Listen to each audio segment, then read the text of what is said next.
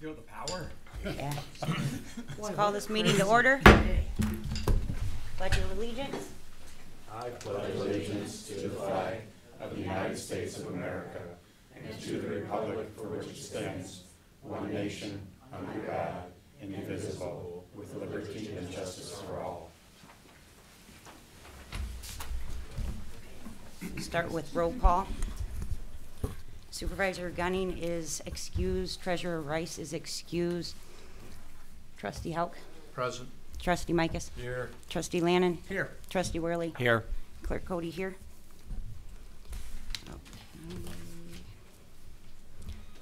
Okay, approval of the agenda. I'd make a motion to approve the agenda.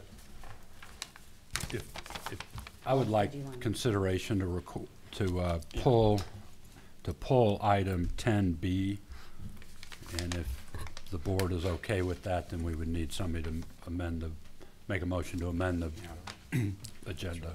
I'd make a motion that we remove item 10B from new business and to amend the agenda accordingly. I'll support it. Okay, approving the agenda with the changes. Presentations, we have none. Public hearings. Oh, we have none. to. Oh, what am I doing? Oh, we gotta vote. Forgot about that part. Second then vote. All in favor? Aye. Aye. All opposed? Do we need to, for the sake of procedure, select you and vote on selecting you as the pro tem chair of the meeting tonight? Yeah. Sure. You want to make that motion, Phil? I'll make that motion that Lisa serves as the chair of the meeting tonight. Support. In the absence of the supervisor. I'll support. Well, Tim supported, so we're good. Do we need to take a vote? Yes. Let's take a A vote. vote. All in favor? Aye. All opposed? Thank you. All right, public comment restricted to 3 minutes regarding any items on this agenda. Open public comment. Seeing no one, we'll go to reports and board comments. Does anyone have any reports? Yeah, I have a report. I'll comment on the Isabella County Board of Commissioners meeting that took place October 16th. There was a citizen who spoke at general public comment, Mr. Russ Allwood, and he was asking for the county for assistance to persuade the drain commissioner to look into the issues from the June 2017 rain extravaganza that the city experienced, and look at helping the folks over in his neighborhood, maybe get some work done on some drains. A number of items were passed by the commission, which included the fiscal 2019 Commission on Aging nutrition sites. So there's an agreement with 3 locations in the Out County at the Shepherd's United Methodist Church, the Fremont Township Wind Community Building, and the Rosebush Manor to host lunches 2 days a week at each of those locations. Maybe there's even one that does it 3 days a week. Also, the county signed a contract between the Isabella County Commission on Aging and a local nurse for registered nursing services at the Commission on Aging. Also, a renewal of a contract for the 4 gentlemen who do the delivery of the Meals on Wheels program. That was also renewed, along with individual service contracts between a number of people who provide services at the Commission on Aging in relation to the programming that goes on at that facility, which would include exercise programs and things like that. And that wrapped it up pretty much. Okay, any questions for Landon? Okay. Micus, do you have any? The Sidewalk Prioritization Committee meets next Tuesday at 6:30 here at the Township Hall. And that's all I have for a report tonight. Road Commission meeting tomorrow night, I don't have anything. Do you have anything? And I have nothing regarding the, or anything from the tribe. Okay, I have a couple announcements from the city meeting. They did a proclamation recognizing Chris and Mike Roethlisberger's service to the community for their haunted yard display for 20 years. And they generated over $20,000 in donation for charity doing that. Wow. They introduced 2 new water system operators, Jason DeFatier and Tyler Hurd, and a new assistant public works director, Jason Moore. And then Mac TV did a presentation at the city meeting. Okay. Moving on to 9, consent agenda.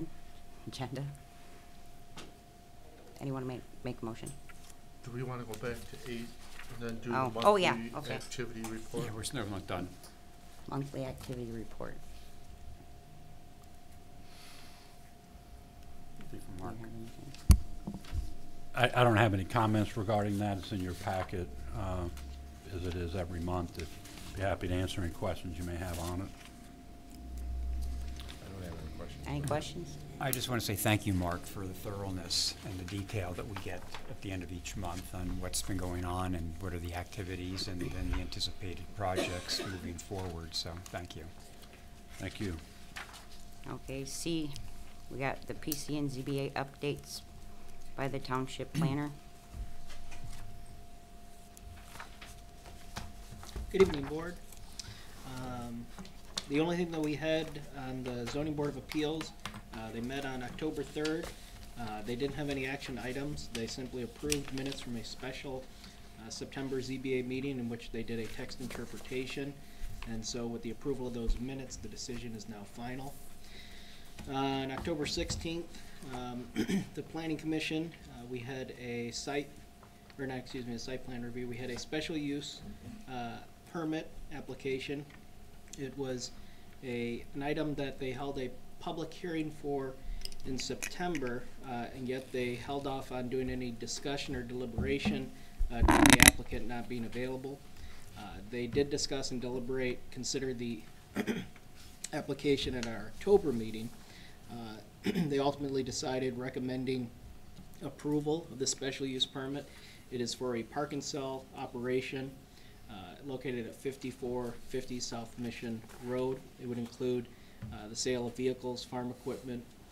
The condition of the approval that they're recommending is that the applicant does submit and have a site plan reviewed and approved by the Planning Commission. That'll be done at a future meeting. We had 2 rezoning applications. One was for 2010 and 2040 Broomfield Road. The application was to rezone from R2A to B4.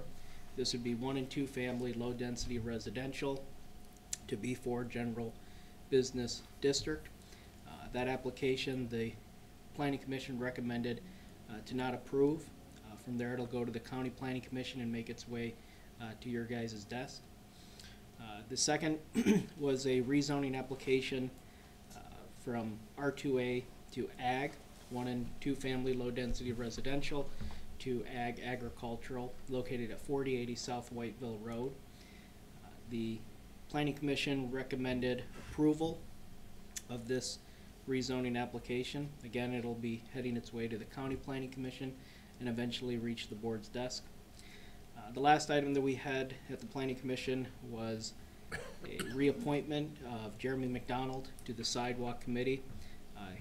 Jeremy had spent a year on the Sidewalk and Pathways Prioritization Committee as a township resident member. He was reappointed to a 2-year term, and that was That would conclude the planning commission meeting. Any questions for the township planner? The deal out there on Mission Road, South Mission, they're gonna sell vehicles? It would be a park and sell operation for vehicles, not new vehicles, not a car dealership. Yeah. But for vehicles and farm equipment Okay. is allowed. We have one right next door that we approved last year. Correct, Clint's Clint's. Auto or something, Not right? directly next door, but in the area. Yeah, It would right. be further to the South. south. Yeah. This location is directly, if you remember, the special use permit Yeah. for DeShano, right Yeah, across the right street. across. I see they're prepping the road, or they're prepping the lot. Yeah. Were there any restrictions in terms of what they could sell? When we approved Clint's, south of there were some limitations. I think it was confined to just vehicles and pickup trucks. Were there any restrictions on this? No, it was discussed, it was brought up. At this time, the planning commission did not decide to make any restrictions to what was allowed. Of course, they will only be restricted to what is allowed in the ordinance, but in this case, they didn't restrict any of the items listed. And was it restricted in terms of number, or number of spaces, as we had done on Broomfield Road at one point too, over by the jump station when they were? With this application, the applicant has indicated a specific area. Once we see the site plan, we'll know exactly how many spaces, how Okay. far apart they are, and so they'll be able to judge it at that time. But when they were considering the special use for simply the use, they didn't make that determination. Okay. So he's gonna possibly sell farm equipment out there then too, combines, tractors, implements? To the extent that it's allowed in the ordinance. Okay. I know we had discussed that before with Mission Motors. Motorhomes was another one. Yeah, That was in that there too. was for Clint's, they eliminated motorhomes, RVs, anything like that. It was at that point it was limited to just autos and pickup trucks, if I recall. This is apparently more extensive, Yeah. and they're just a little ways south, a little ways north of Clint's. Yeah. Any other questions? No. Thank you, Peter. Thanks, Pete. Thank you. Thank you. Okay, next on the agenda is the consent agenda. Can we get a motion? I'll make a motion to approve the consent agenda. Support. Okay. All in favor? Aye. You can have discussion. Did someone who was looking over it tonight? Who was- I'm discussion? not sure who had them this month. Oh, no. I know that. I didn't know. I didn't either. Oh, sorry, the accounts payable section you're talking about? Yes. Yeah, I think that's what he's reviewed talking the about. list. Yes. I reviewed the list. Okay, and everything was up to par. Everything looked good. Yeah. Okay. All right. All in favor? Aye. Aye. Aye. Okay, now we're at number 10, new business. First, we have discussion action, Smith approval of bid from Plumbers Environmental for the cured-in-place repair of 4 sanctuary sewer main leaks, robotic cutting. Mark? Thank you. This is part of the ongoing sewer asset management program, which is a program that means we inspect, keep an eye on the infrastructure, and so we can do repairs before they get too problematic. You may recall that earlier this summer, we televised several thousand feet of sewer lines, and as a result of that televising and inspecting, we found 6 locations that require some repair. And so that's for this item in front of you tonight. It's on page 44 of your agenda pack. The work, the staff went out and contacted 5 contractors seeking bids. We received 2 bids in response. The amount is $25,510. The recommendation is to award the repair contract to Plumbers Environmental, and the funds were budgeted in the 2018 budget. I'd make a motion to approve the bid from Plumbers Environmental in the amount of $25,510 for the cured in-place repair of 4 sanitary sewer main leaks, robotic cutting of intruding joint gaskets, and the cleaning and televising of 385 feet of 18-inch sanitary sewer on River Road. Support. Discussion. Well, I think it's, I was just thinking back when I was looking at this to Jennifer from Gordy Fraser, you know, talking about how the, when in their whole, what they were looking at, that like over 90% of the sewer was in excellent condition. And she said it was the result of the fact that we were constantly maintaining it and repairing it. And again, this is another example of why our sewer and water is doing so well, because we're constantly monitoring and doing that. So, yeah, that's basically it. But I think the fact that you know, we're taking care of our assets as we move along is certainly increases the longevity of them, as well as making sure that they function properly in the present. So certainly in support of this. Totally agree, Norm, with what you say. Taking care of our enterprise operations is vitally important, and it's important that we have established a ongoing maintenance program to view section by section our operations, so I'd certainly support it. We'll vote. All in favor? Aye. Aye. Aye. Opposed? Motion passes. Thank you.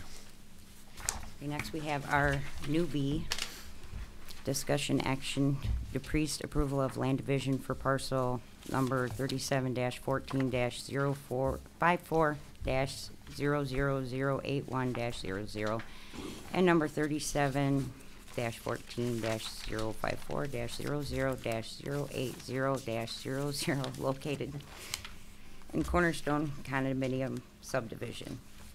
Mark? Thank you. There are two parcels involved in this request for land division. They're located at the back of the Cornerstone subdivision, Cornerstone Drive and Sandstone. The applicant and owner is Cornerstone Development. And what's going on here in a nutshell is we have two parcels that are going to be split, and so for a moment there's going to be 4 parcels, and that division is what's in front of you tonight.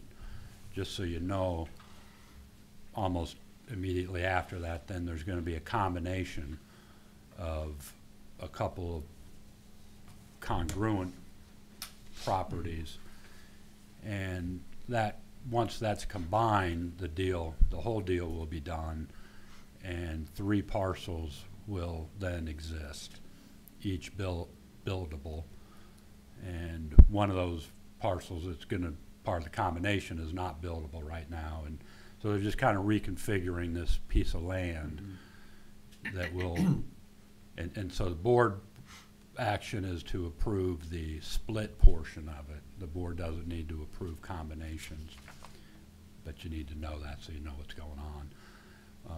And then the purpose of all this is to facilitate the building of, on one of the 3 lots, a home. If you have any questions, I'd be happy to answer them. Make a motion to approve the land division for parcel 37-14-054-00-081-00 and 37-14-054-00-080-00. The parcels are located on Cornerstone Drive and Sandstone Drive in Cornerstone Condominium Subdivision, Mount Pleasant, and is owned by Cornerstone Development. Support. Discussion? All in favor? Aye. Aye. All opposed? Motion passes. Next, we'll go to the new item C, discussion action, manager contract review. And I'll just preface this item real briefly. There's an employment agreement that exists between the township manager and the township, and the contract itself indicates that on an annual basis, there should be some consideration given, quote, to an increase in compensation. And so in order for you to give that consideration, you needed to discuss it at a board meeting. And then there's an item, it's policy number 4.5 in the policy governance that talks about township manager remuneration review following the annual performance review exercise, which we did about a month ago. So that's the background. Okay.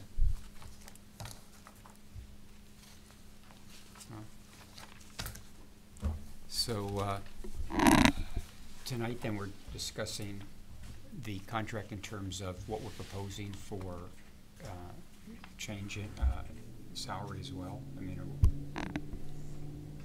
If the board wants to have a discussion on benefit compensation, right. writ large, salary benefits, this would be the time to do it.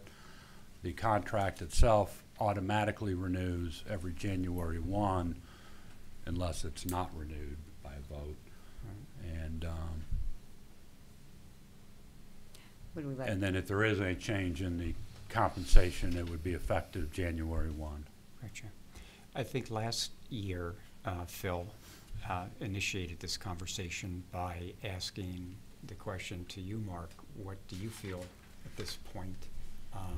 You know, how do you feel about this contract, and what do you feel that you're needing, and what's fair and just in the situation? Right, but last year, if I might interject before Mark gets to answer your question, this year I think we have we're in a new position because we just recently approved a change in pay or salary increases due to the union contracts, and that range was up to 5%, was it not? Yeah. Yeah, and I'd recommend that we, as the board, consider a 3.5% increase for the manager, or start at that point as we discuss it tonight. I know last year when we had, you had asked Mark the question, he had said he wanted to keep it at 1,000. I think that was the thing he had asked for. I think we were, at that point, we're thinking of 3% or more. I mean, it doesn't make any difference to me where we start. I just want to know how we want to do this discussion, you know, as far as, I mean, we basically did our evaluation and giving feedback to Mark 2 meetings ago or so. So we're just basically going to be talking about the numbers and what we think is an adequate adjustment. Is that what you're talking about? Right. Yeah. Okay. Now, if I just mention, I certainly believe Mr. Stuhl-Dreyer, our township manager, deserves a raise in his compensation for the fiscal year 2019. I think Mark has done an outstanding job in his position and duties. And I think he leads this township very well. And, you know, so many things go on in the day of the township manager. You review his report and you see all the many areas that he looks at on a daily basis to keep the township strong in its current position, as well as moving to the future to be well positioned for anticipated growth, which the pattern we're in, so. I fully support consideration of a wage increase for Mark. Yeah. I'm certainly in support of that for the same reasons. I think, as I mentioned on numerous occasions, I think that Mark has been a tremendous asset to our community, and I think he's made us all as board members more effective and better at what we do and prepping us along.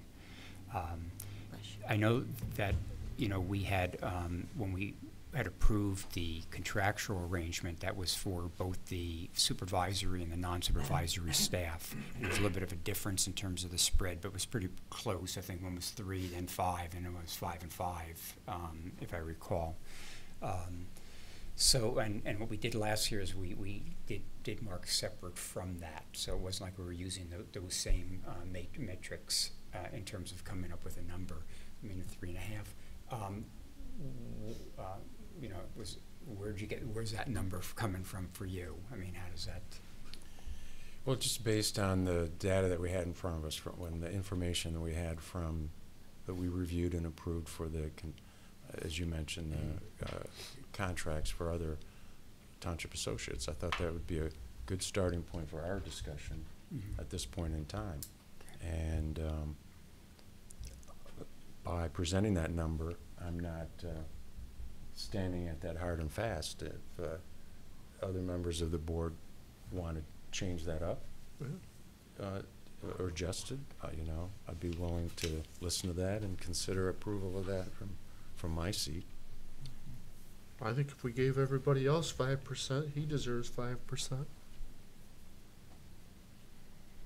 So that's what I would propose. I would propose a 5% increase. To keep it consistent with the contractual arrangement with the other supervisory and non-supervisory staff. Yeah. Do you want to make that in the form of a motion? I think you already didn't. Oh, Nobody made a motion. No one's made a motion yet. We Okay. haven't had a motion. Yeah. We're just in discussion, we're kind of doing it that way. Yeah. Sherry has something to say. Sure. I think that in the contracts it was 5.5%, if you wanna go with the contracts. Am I correct? 5.5 for 2019. yeah, but that was for like the office staff or whatever, and the field staff was 5, wasn't it? 5 for them for each year, and then wasn't it? If the board would yeah. like me to comment on the situation, Yeah, that'd be I'm great. happy to. Why don't you, Mark? Mark. Okay. That's my original question. The in terms of background, the in 2018, as a result of the contract negotiations, there was a 5.5% increase to the upper bargaining unit, a 5% to the lower bargaining unit, and that was for 2018, effective when that contract was signed. For 2019, which is the period we're talking about here, the upper bargaining group is slated to get a 3% increase effective 1/1/19, and the lower bargaining group 5% effective 2/1 or 1/1/19. I've heard some numbers thrown around if it matters or if it would speed things up. If there was a motion made for a 3% pay increase, I'd be more than happy. Anyone? I'll stick with my 5%. I'll make a motion for a 5% increase. Second? Anyone? No, with no second, motion fails.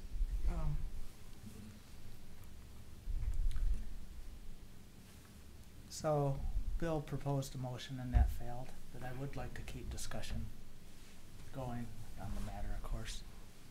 And not based on any indice numbers, not even really looking at what went on with our past union contract. In the past, we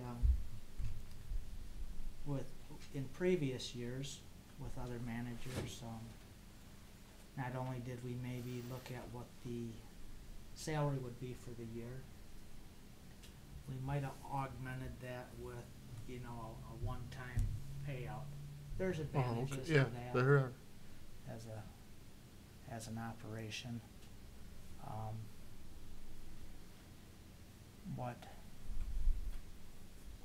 From what I know about this area and folks of directorship or managementship levels, looking at the operations and what the budget amount is that they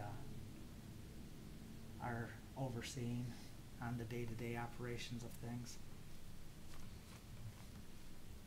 Personally, you know, I don't think $120,000 for this position from someone who is very competent and doing a good job's out of line. You can crunch numbers and put percentages to it and such, and you know that might seem very excessive from Mark's roughly $100,000 wage to $120,000 wage. So, just things to think about. I mean, you could potentially say something like, yeah, 5%'s a good number, Bill. So that would be roughly $105,000, and you Yep. could even say a one-time $10,000 payment, if you would feel that that's justified or not, or whatever number the board comes up with. But just I think the ideas. other matrix would be obviously the COLA, cost of living. And I think we were, last when we were doing negotiating, it was about 2.7, so it says around 3%. So if you're gonna go with the COLA, that would be another matrix in which to work off of. Again, it's less than, say, the 120 or even 110. So I guess it boils down to, you know, I mean, I didn't support that, not because I don't support. I wanted more discussion still for it, and I didn't want to vote on something that I didn't feel ready for. But whether it's a 3% COLA, whether it's following what was provided for the upper level supervisory bargaining team, or one-time amount to adjust the salary. I think all those are three good options. I just want to make sure we're clear about what the options are. You know, so you know, it depends. Again, Mark's done a great job. You know, here we're talking about paying someone for the, it becomes awkward in that regard. But it's part of what we have to do as a board. But certainly, I think that whatever is will be offered, he certainly has earned, and more so. So I'm comfortable with whatever the majority of the board is wanting to do. I know last year we were very, very lean in our upgrade and pay. We offered more, but he wouldn't take it, remember? He wouldn't take it, right? Yeah. Yes.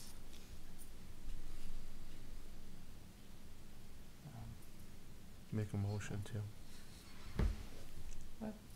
I think that, there's a lot to consider when we're selecting the increase in compensation for the manager, as he has responsibilities that exceed what you and I do as board members, obviously. And as a sort of a split between my original suggestion of 3.5% and Trustee Huggs at 5%, I'd make the motion that we make the increase at 4.25%.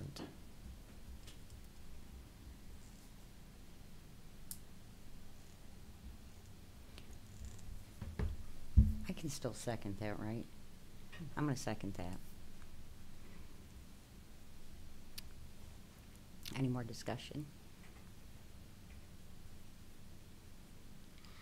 I think any one of the ideas is justified and merited, and I think this is a nice balance too. And knowing Mark's response last year and hearing his response again this year, I think he'd be more comfortable with that than perhaps something larger. I just get that sense from Mark. So I think that is a good compromise, the 4.25. Shall we have a vote?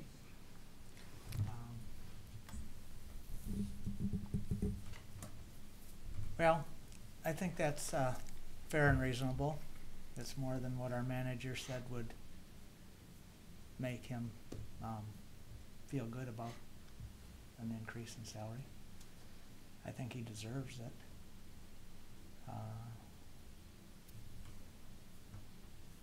So I could support that.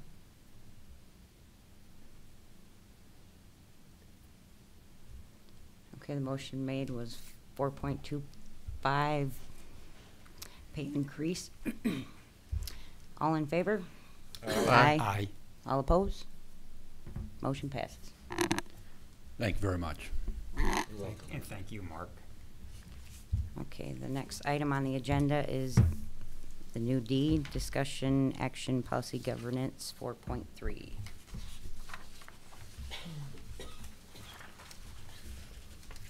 So this policy in a cover memo is on page 104 of your agenda packet. The title of the policy is Delegation to the Township Manager and Management Team. It's one of the policies that the board reviews annually to try to help guide the board itself in following the governance policies as they're articulated throughout the document. I think the primary purpose of policy 4.3 is to ensure that the instructions to the manager and the manager team are generally via written policies which prescribe the ends that we're supposed to be working towards, and that the situations that we want to stay out of are articulated and avoided. That's done in the policy document through the limitations that are articulated there. And so it's just an opportunity for the board to have some discussion on policy 4.3 in terms of how the board thinks they adhere to that. Okay, discussion? Well, we have had discussion recently about taking a closer look with professional outside assistance on where we currently stand with our policy governance. That document does say it should be reviewed often, regularly, and questions that come before the board, each meeting should actually be sounded against what it says in the policy governance as to, you know, is it our question to talk about? And so I know that is in the process. I had contact from the facilitator that is going to help us as a group go through that. And it'll give us an opportunity to go line by line through policy governance and talk about the areas that we think need change, updating, and give us an opportunity to refocus on and establish new ends that we might want to identify, and you know, the folks and attributes of the community that should be targeted for focus.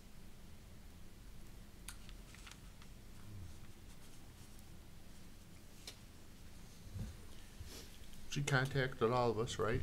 What's that? Yes. She contacted all of us. Yes, yeah. I guess just to continue for a minute, I do think it's timely and very important to look at this, because I think us as a board are having some challenges with policy governance, and for us to hold the manager and management team to what we've set out as our ends and our goals and our hopes and visions is not going as smoothly as it should. It is the rules of engagement of this board, and it has been clearly stated by members of the board, or at least a member of the board, that they don't seem to be interested in following what the rules of our engagement is. So it's very, very important for us to hopefully all 7 board members come together, try to educate ourselves with the help of the board and the facilitator to understand the playing field that we're on. You know, like anything you might engage in, you can't go participate in a sport or a business arrangement and say, I'm not going to follow the rules that are established. So I think there's been a real challenge here that has to be faced head on, and this will help us to do it. But in regards to is the management team and manager following the policies we have set out, it also tells us in policy governance that the manager needs to inform the board if that person happens to see us going off track and kind of flag us that there's something not going on, or we're headed towards a problematic situation. Mm-hmm. And so I think vitally important that everyone of this board be in attendance and participate with this ongoing evaluation, review, and process of our policy government. I was hoping that this would be a full board tonight, because I think that this would have been another one of a jump-off points for us to talk about where we run awry from our mission, and how that interferes then with the total functioning of the board. But that being the case, I think it's good that we are going to be having a policy governance review, you know, with one of the creators of it, or people that are involved in it, very significantly. And I think the fact that we'll be meeting with that person one-on-one for an hour each, and then be able to meet as a group to talk about these things. But in terms of the management, I looked at this different. I'm looking at this in terms of, again, boundaries and limitations of authority. And I think that's what you're alluding to. And I think that's where we keep on getting snagged in this process. If individually and collectively we don't buy into policy governance, it just is never going to work. It only takes one renegade to not buy into it, and then the rest of the board is always in a defensive position of having to set firewalls in order to prevent, misuse of powers and discretion of authority. I want to read a couple things that in here that I think are important. It says the board will develop policies which limit the latitude the township management team may exercise in choosing the organizational means. So we always have the ability, if there's a problem with how something is being done, or we're not satisfied with how it was being done, we always have that ability as a board. And that's also our responsibility, is to say, hey, you know, we don't like the way this whole thing went down. Perhaps it could have been done different. See where the breakdown was. But we have to be very clear, and we have to be, I think we need clarity and specificity in what we give to the management in terms of what we expect from them. We just can't complain about something we have to make sure that we're also providing direction. So I think that's an important part, because I think what you're alluding to is that unfortunately it becomes, in some cases, becomes quite contentious. It becomes argumentative. It becomes adversarial, and it should never amount to that. If there's a problem, discuss it. That's what we as a board are required to do. The other thing that it goes on to say is that as long as any particular delegation is in place, the board will respect and support the township manager's choices. And that, I think, is the essence of this particular policy governance part, is that we, as a board, will respect and support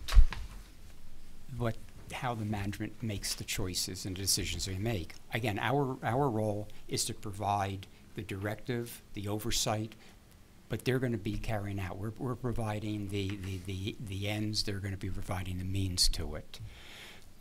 So I think we have to. The other thing is in terms of our policy governance, when we go through this whole process, I'm not looking to go line by line and shred this thing. We all agreed to our policy governance policy back when we all became board members, and to be clear about it, on our board meeting on December 5th, 2016, we on our business, for new business C item for that particular meeting, it was consideration of policy governance was our agenda. The motion was made by Worley, supported by Lannon, and the language said to approve the continuation by reaffirming the commitment of policy governance as it is currently in the policy manual. That was agreed to by all 7 members on the board.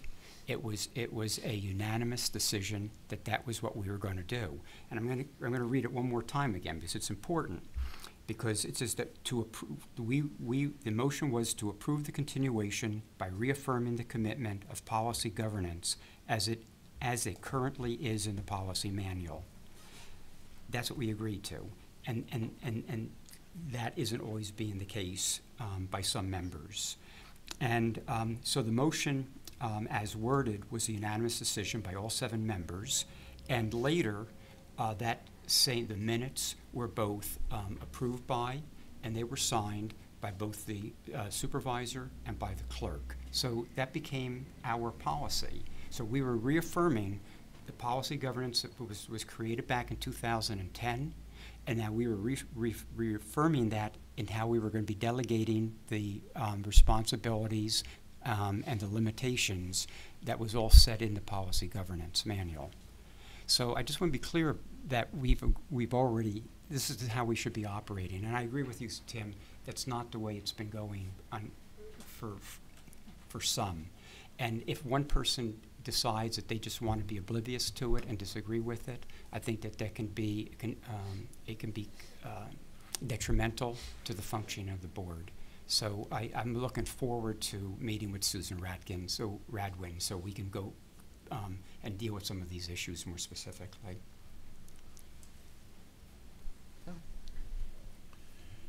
Norm, I agree with what you stated, and I wanted to point out, in addition, another section of this board policy regarding the delegation of authority to the township manager and management team that stands out to me as being significant for us to hear and understand. And that's section 4.3.3 that states, as long as the township manager uses any reasonable interpretation of the board's ends and the executive limitation policies, the township manager is authorized to establish, consistent with board's established policies, all further practices, make all decisions, take all actions, establish all practices, and develop all activities. for the benefit of our constituents here today, we as a board approved our board ends, as you mentioned. This is what we want to see accomplished, and the means by which we've delegated, the means to accomplish that we've delegated to the manager and the management team. And we have in place review tools, our executive limitation policies, where we review the boundaries that we've established for implementation of our ends. And so I felt that was really significant in our review of this policy. And, you know, the summary of what Norm has said, I can echo, because and what Tim has also mentioned, that I don't think we as a board, when we consider all 7 of us being the board when we're in membership, I don't think we're in strict compliance with this policy. And we've recognized it, that there are some members of this board who are not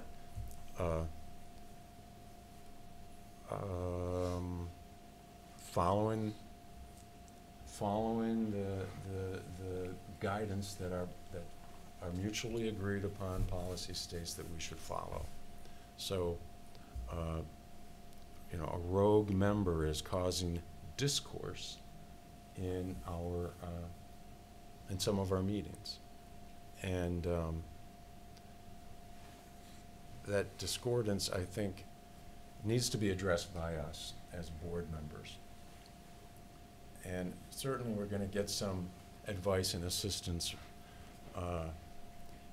at a future policy governance review meeting, that workshop. But I think we all should know, you know, out front, that I think that it's going to take us as a group, individual members coming together as the board to solve the dilemma that we have on our hands. Bill? I agree with what Phil just said.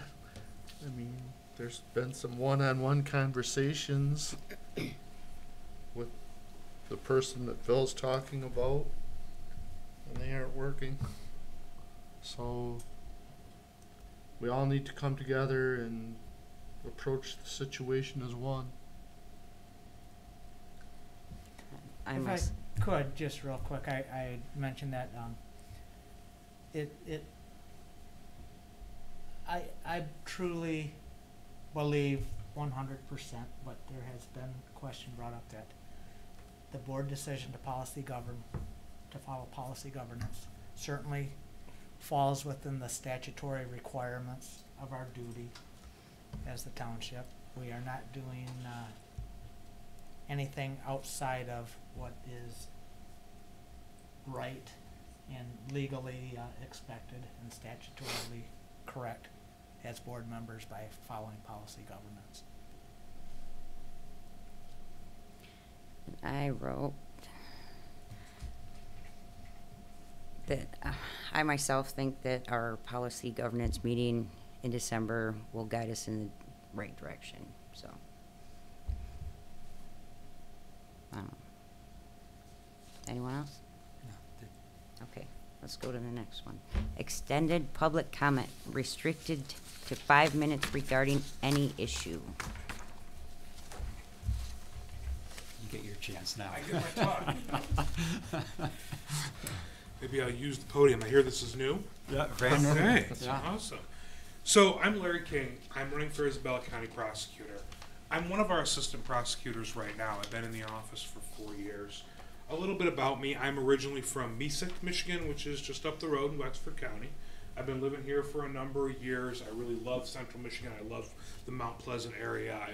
It's my adopted home.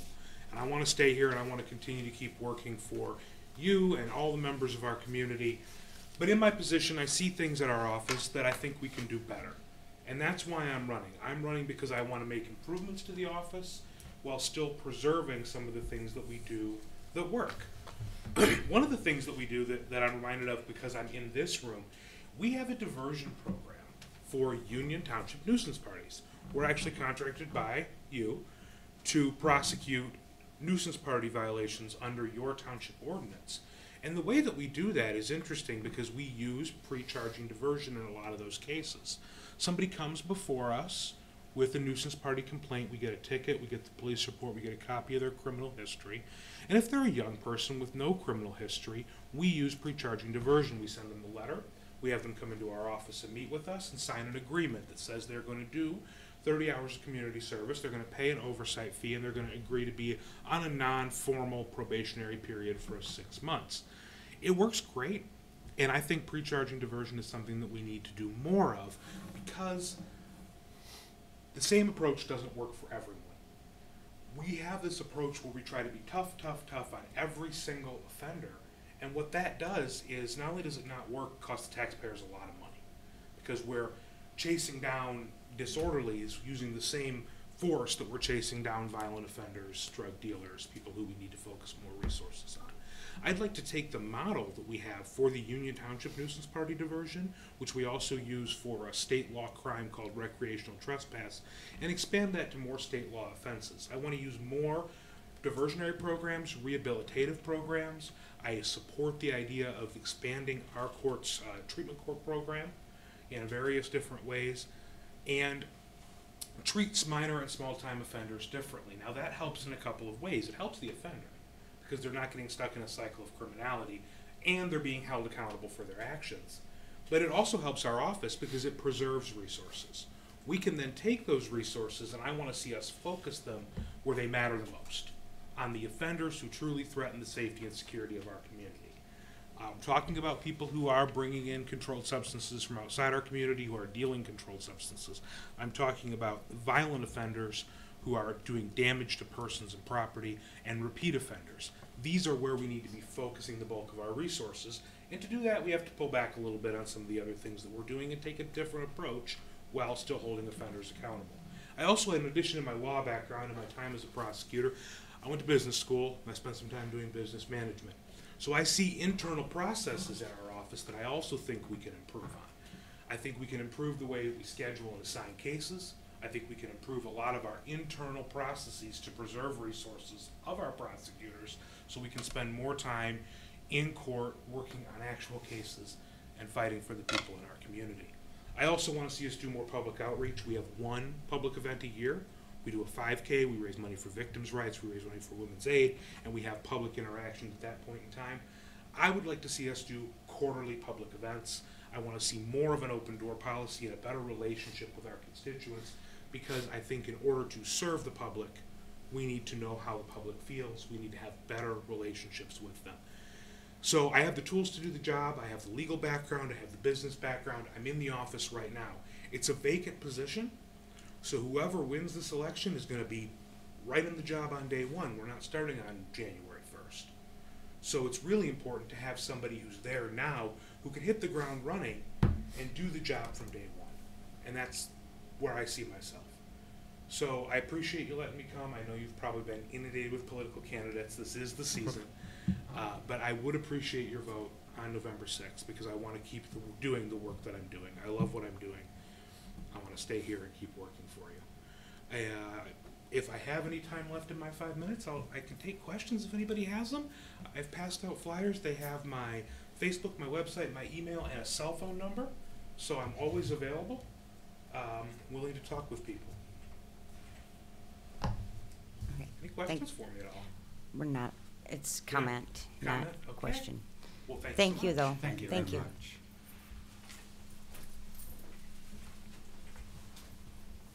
Thank you. I'm Sarah Spencer-Noggle. I am running for Isabella County Probate Court Judge. I hope I have as much energy as you.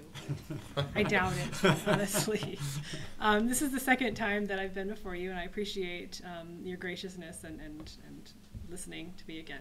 Last time I was here, I talked a little bit about my personal background, why the probate court is the natural fit for me. The probate court is the court that hears people during their most vulnerable moments, you know, people with mental health issues, substance abuse issues, and I grew up surrounded by that. And so this is something that is not just a career for me, but it's kind of a personal life path.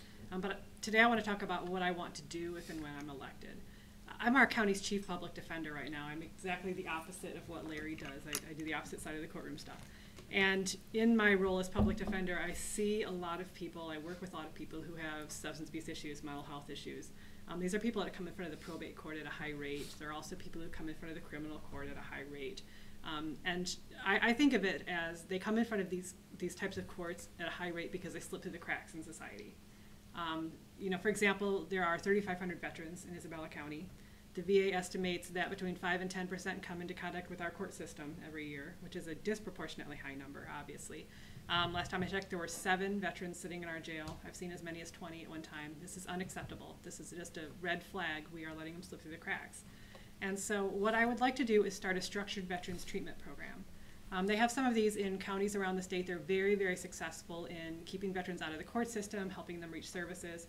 Clare County just got a big grant to start one of these programs. You might have read about it in the Morning Sun. I'd like to do it in Isabella County. We have more than enough need, and I think we have enough desire. We just have to have the will to do it. I'm also concerned about people with mental health issues that come into contact with our system. Obviously, the state has disinvested in mental health to a really large extent, and as a result, our jail has become a large provider of mental health services, but that's not what it's set up to do. It's not taxpayer-friendly. It's not efficient, it's not particularly effective, and it's a really poor way to treat people in really vulnerable moments. And so, you know, as an aside, I heard the sheriff give a talk maybe last week, and he said that 25% of the people in the jail right now, inmates, are on medications. You know, most of those meds are psychiatric, psychological meds, that type of thing. And so our jail really is a big provider of mental health. So what I'd like to do for adults with mental health issues who come into contact with our criminal justice system is kind of twofold. The first is I want to divert them away from the criminal justice system because mental illness is not a crime. And treating it as though it is and processing people to the court system is the exact wrong way to do it. And I have some very specific solutions to do that that involve an existing interagency agreement between the prosecutor's office, law enforcement, and a couple other agencies. But it's kind of boring. The more exciting thing I think that I'd like to do is a regional adult mental health court. So Gratiot County already has a regional mental health court. It's teamed up with Clinton, Montcalm, Ionia, and a couple other counties. I want to join with them. It's a good way to get services to people with mental health issues who touch our criminal justice system in a relatively quick way. I don't want to start a big, expensive new program in Isabella County. Counties our size do not generally support mental health courts on their own. It's just too burdensome. It's too expensive, too much taxpayer money, too intensive on the dockets. There's not enough judges. There's just not enough space in the physical space in the courthouse. And so counties our size do what Gratiot, Montcalm, Ionia, Clinton, and those counties did. And they team up for a regional mental health court. And so that's something I would like to do. There is grant funding available at the state level to help support the cost of it. And I think it's something that would improve the lives of a lot of people. I'm also concerned about kids with mental health issues. This is a group of people that we have let almost completely slip through the cracks. And you know, we're seeing the results in our schools with school safety issues. You know, we're seeing some of our institutions start to be burdened by it. We're seeing more kids in detention, you know, non-secure. We're just seeing kids removed from the home. We're seeing our schools in a bit of a disarray because of it. And there's something that, you know, that we can do to start to approach that from the court's perspective. And that is take an existing program. We have a drug treatment court for kids. It works sort of like the adult mental health court that I just mentioned and the veterans treatment court that I talked about. We have a drug treatment court for kids. It's very, very effective. It's about 20 years old. It was innovative at the time that Judge Irvin started it. It's a wonderful program. What I want to do is tweak it and expand it a little bit so we create a track for kids with mental health issues into it. It's a good way to reach kids who are so far not being reached, keep them out of the adult criminal system, which is a significant problem. You wouldn't believe the amount of recidivism we get, you know, kids 14, 15, 16 in the juvenile system, and then they become 17, 18, 19-year-olds in the adult system. So this is one way to address it. It's also another way to take a holistic approach to kids with issues and to treat these as family issues and mental health issues rather than as, you know, juvenile delinquency. There are definitely some juvenile delinquents in the world, don't get me wrong, but mental health is a contributing factor to kids touching the criminal justice system in a very extensive way. And so these are some of my ideas, some of the reasons why I'm running, and I really appreciate your time. Thank you. Thank you, Sarah. Okay, let's close public comment. We'll go to manager's comments. Thank you. Just real quick, the Township's in the process of purchasing a fire truck. That bid is out on the street as of last week. The bids are due from manufacturers by the end of November, and at that point they'll be reviewed by staff both here and at the city, and eventually a recommendation brought forward to the board. I would not anticipate that till probably early next year. Hydrant flushing is ongoing. There's a map on the township website and out in front as to where in the township that's going on at. A reminder that the election is coming up in early November. There's a local millage, fire renewal millage on the ballot. So I'd encourage everybody to give that consideration one way or the other and at least vote. And then at the November 14th meeting, which is our next meeting, I would anticipate that a resolution would be brought forward to the board acknowledging Mr. Ken Schaefer, who passed away last week's contribution to the township. And he was prior supervisor, served on the planning commission, the EDA, and done a lot of work for the township. And so I think it might be appropriate to honor him with a resolution, and might ask that the board talk about who may want to reach out to Mrs. Schaefer to inform her of the action at the November meeting. And I'm just envisioning a resolution that acknowledges his contribution to the township over the many years. Thank you. Thank you, Mark. Okay, final board comment? Planning? Anything? You want me to go around? Anyone have a comment? I don't have anything to add, Lisa. No? Yeah. Good luck with the elections. If you need help, let us know. Should I read my comment? Don't forget to vote Tuesday, November 6th. Polls open at 7, close at 8. 7 a.m., 8 p.m. Last day to request an absentee ballot by mail is Saturday, November 3rd. We will be open 9 to 2. I have no comment. Okay. Can we get a motion to adjourn the meeting? I'll move to adjourn. Support? All in favor? Aye. Thanks, Lisa. Did a good job, Joyce. Thanks, Lisa.